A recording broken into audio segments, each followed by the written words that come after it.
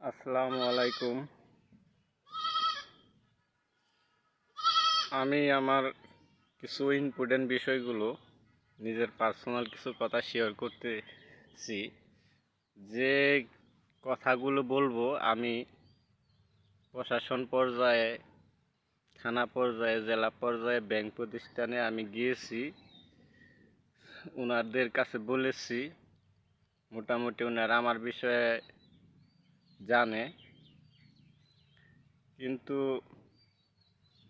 দূর প্রান্তে আমার বায়োমেট্রিক নিয়ে ওনারা ব্যবসা করেছে। আমি হয়েছি গাদা, আমার পিঠে পিঠে ঘুরে ওনারা ব্যবসা করতেছে।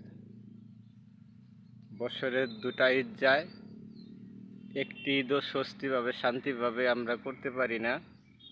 পরিবারের আস্থা খুব ছোট, আমরা 3 ভাই 1 বোন।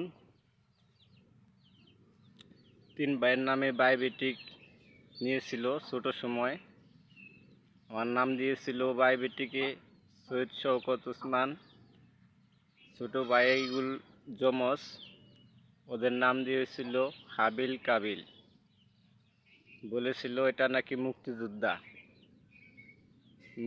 অ্যাকাউন্ট। 3টে অ্যাকাউন্ট থেকে একটি অ্যাকাউন্টও চেক বই এবং কি ডকুমেন্টগুলো পাইনি। এটা তখন বয়স ছিল আমার 7 বছর বয়স, 2001 সাল।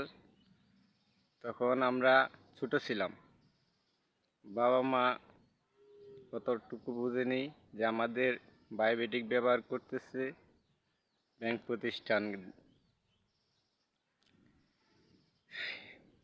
এখন আমার প্রশ্ন হলো, আমাকে ব্যবহার করবে, যাক ভালো কথা।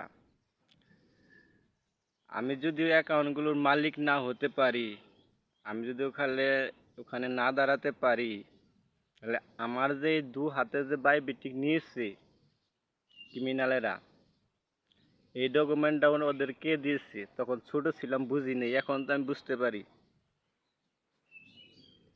বুঝতে পারি, ওরা কিসের জন্য বায়োমেট্রিক নিচ্ছে। আমারে দিয়ে ব্যবসা করে খাবে, কোটি কোটি টাকা বের করে ওনারা ব্যবসা করবে, এক দেশের থেকে আরেক দেশে ব্যবসা করে খাচ্ছে। এই ডকুমেন্টটা তোদের কে দিয়েছে? আমার বায়োমেট্রিক ব্যবহার করেছিস, এই ডকুমেন্ট তোদের কে দিয়েছে? আমি যদি অ্যাকাউন্টের মালিক না হই, প্রশ্নের উত্তর দিবি না দাঁত ফাটাই ফেলামু। তখন বুঝি নেই, ছোট ছিলাম, এখন কিন্তু বুঝতে পারি। মনে রাখিস, তখন ছিলাম গাদা, তোদের পিঠে নিয়ে নিয়ে ঘুরেছি দেশে দেশে। এখন আমি গাদা না। একটা কথা বলে দিলাম, এখন আমি গাদা না। এখন আমি বুঝতে পারি, বুঝেছি।